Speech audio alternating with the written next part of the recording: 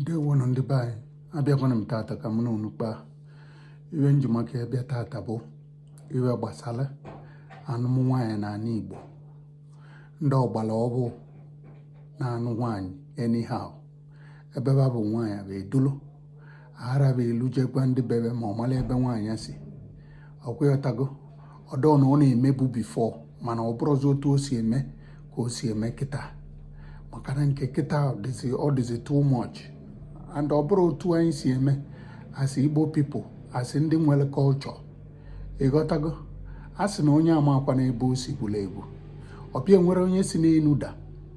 onye ọbụla nwee history ọkwụghọtago so onye ngwa ka m ji wee sị ka m bịa ka etinye ọnụ ka ntinye ọnụ na ya maka na ya nwe ibe adọrọ mma ịghọtago ọghọm dị na ya erika ọkwụghọtago na ọ na onwe ezi onye na-etinye anya n'otu anyị si were ebi asị Igbo people nwee culture anyị anara abụ nwaanyị n'ezi tụtụrụ ịbụ nna gị na ya na-emekọ onwe ka nwa si wee dapụta ọ bụzi ya na-agha anụ ihe azi edulu dobe unu amụrụ nwa na-eje n'azụ ọ bụrụ ka esi eme ọkwụghọtago na ọ na-adị mma otu ọgwụrụ na nwa adapụta ma ọ sị ya na ọ sịrị ya olesa ọ bụrụ na ị chọrọ ịnụ ya mana ọ bụrụ na ị chọrọ ịnụ ya imelu onye n'isi maka na imelu ihe n'isi ị na-akwanyere ya ugwu na-akwanyekwela onwe ugwu na-akwanyela ebe isi ugwu ọgodu na onye ezi like obe mmanụ ma ọ bụrụ onye obodo ọzọ ọgodu na ba anara emie imekwu ya otu anyị si emie idulie idutela ụmụnna na-agwatara gị na nkụ ịghọtago inwere mmadụ amaka ọdụ ọgodu na ọsọ ugbo onye ji ego ọ bụrụzia ka ihe eji wee neglect wee kpuo onwe gị n'ala maka onwere onye ọzọ ị na-eme na-abụrụ onwe gị ka ị na-eme for example ọ bụ na anya na ndị otu ya esebe okwu ha ma kọwarịa ka o si nọrọ ịvụnụ na ndị otu okwu sef na ụmụnne gị ịghọtago ndị obodo unu ga-ejighị na-ekwu okwu ọ bụrụ na-eme ọ bụrụ ka esi dute nne gị ọbịa bụrụ ka famili unu si eme n'ọnụ ụmụ ihe agbara ọbụ adọnki ya onwezi onye ọ gbasara ịghọtago onye ga-ekwugodu na ọghazi egwu after all iji ego na ya na-eji ego abịachụ ibe niile ọ bụrụ ego a na-akwa ekpuchi ibe niile ịghọtago for example ọ bụrụ na unu mụba nwa mụchaa nwa ijere eje mee ego n'isi anara m asịsị gbaa akwụkwọ na imegodo omenala Igbo iluo ime ego ịgwa ndị ịdị na-edulu nwa bana na onye bụ ịghọtago idulu ndị bụ na iluo akọwa aṅụkọrịa rikorie ego ọbọ ọkweta ka unu wee nwee ike ibi n'udo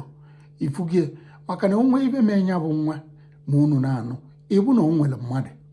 na-achọ onye abụrụ ma na ọ nwụrụ anwụ ịbụ na o nwere mmadụ awakpobeghị ịghọtago nke ahụ bụ nke izizi nke abụọ abụrụ na o megodo ka o si mechie nwụọ mana nka ịghọtago ụmụ ya ga-enikwu ya ọkwetago amachọwa amajụtakwa ese ha jụtara ese ndị nwunye ga-abịakwa pụta gwa unu n'ọba nwunye so ụmụ ibe niile and ọ ga na-enye unnecessary stress to ụmụ gị ikezikwa nọọsụ mgbe ha ọkwetago ọgwụgodo uri na ịka nọ ọ ga-abụkwa stress to you and stress to ụmụ even stress to ndị nwunye too because na mgbe ahụ ụfọdụ na omenala na be anyị bụ na ọnwụ otu ahụ ebe emere ego asịgodo unu bịa mee ego which is ụmụ ya eje mewe ego nnebe a na-akọ ụdị aka ahụ akọ bikonu onye ka nsị ka ntinye ọnụ si emezina adọnki ya na-emebi iwere nne ọ na-emebi iwere nne nwere onye awata na nke ọbịa nwere onye nọkọta anọ eme apịa onye ọbụla nwee histrị otu ahụ ka onye ọbụla si wee nwee kọlchọ wonsi ịbụ mmadụ inweriri histrị inwe kọlchọ nwe ebe isi ọkwụghọtago ịbụnụ ndị be anyị ụfọdụ ndị nụrụ ndị ọcha ma mba ofesi ndị ọzọ na-edunete nwunye bịa gosi ụmụnna ịghọtago ba mụọ nwa edulu nwunye bịa gosi adị mana ndị ọcha adọrọ kia mana ndị be anyị nụrụ ndị bebe ma ndị ofesi ndị ọzọ na-emie kedu ibe o ji emeri ya ọ na-akwanyere onwe egwu ọ nara emeri efe onye ọzọ ọ na-akwanyere onwe egwu na-akwanyekwa ịkọ ọchị ya ma nne na nna ya ugwu so n'ụlọ dunia erike onye ka m jisi ka m bịa ka m tinye ọnụ na anyanwụ ibe bikos na ọ bịazi edo ka a na-eche njizi awaka ọchọ kịta onye bịazi odulu nwaanyị ejewela mụba nwa ịghọtago diba ọ dụrụ mma bikos nwatakịrị ahụ idulu ọnwụnwa mmadụ ka ọ bụ ịghọtago ị nara emetie ifugie bikos na otu ahụ isi wee durie ị na-akparị ndị nwe nwa na-akparịkwa onwe gị mana ime ibe ọdụ oke ewere ya mara udachi ya ụmụ ya totekwebe adị proud na pawa melu iwe n'isi ọ bụgodo na ijiri ego mgbe idurie ma ọ na nwe ka nwa si wee dapụta ọghasa plan gịnị mgbe bunata mgbe jee mee ego ihe abụrịrị nwa ego iji wee iduru mmadụ ịbụọ mmadụ ịtọ na ụmụnna gị ije kọwa ebe isi na nwatakịrị ya nọkwa gị n'aka na ogini ya bizi ego agbamakwụkwọ dapụtazi ya na-agba ọ dapụtakwana nke ahụ adụkebere mkpa mana si biko si na-eme nke omenala si na-emekene nke omenala bikos na o gosiri na ị na-respect ị na-akwanyere ebe isi ugwu na-akwanyere onwe ugwu na-akwanyere parents gị ugwu na-akwanyere ọkọchọ gị ugwu na azụ ụwa ọfụma onye anara emela ida gosi na azụrụ ya ọfụma ya ọsọkwa gị nwee ego oiwesa ọgụbụlụ ọsọ gị bụrụ superstar ọsọ gị nọọ ka a na-eji amajela atụ imeterie ọbịa egosiri na azụ ụwa ọfụma so biko si eneghelizi n'anya na ụmụ ibe dị anya si na-eme ibe otu ọ sọpụzụ edo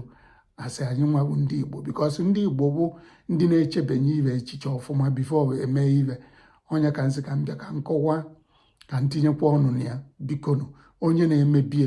onye na-akwado ime enye emenie like that ịghọtago ọgụgụ na ibe siri ike tata ọ dụkwa mma echi ịkaba arụ jee kụọ aka gosi ndị mmadụ na nekwa ebe isi wee nụ nwaanyị ekwetago ọha kanye aka na famili ọha kanye aka na kọlchọ onwegoro ibe na-eso ndị nwa spiritually mana onwe omenala do against it ebe ara agha aka n'ukwu gị na famili ga ebi ọfụma ajọ ibe aghara abatabeghị ifugie bikos ụmụ ibe niile a na-abring kwa kọsụ do anya na famili ọ akazi ka ntinye ọnụ ọka bụkwa nwanne ụnụ nwoke Kenechukwu onye agwalụkwe agwakwu ya ọzọ biko si tụsa na ozi ya ka ndị amara ma ndị na-achọ imeni